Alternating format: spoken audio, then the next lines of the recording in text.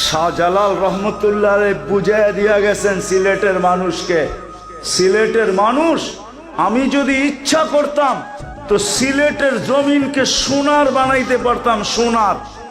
যেই ব্যক্তি জায়নামাজে বৈশা সিলেট সুরমা নদী পার হইতে পারে, ও সিলেটের মাটিকেও সোনা বানাইতে পারত। উনি বলছেন এইখানে বানায় কি লাভ হবে, এইখানে বানাবো না, জান্নাতে যায় বিল্ডিং সোনা দিয়া বানাবো। এই জন্য বানান নাই সাহাবারা, এই জন্য বানান নাই।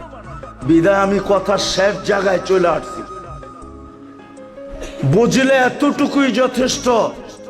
যদি আজকে এই মজমা অঙ্গীকার করে মনের থেকে, দিলের অন্তরের অন্তঃস্থল থেকে, যে আমি আল্লাহওয়ালা হইতে চাই আর কিচ্ছু হইতে চাই না।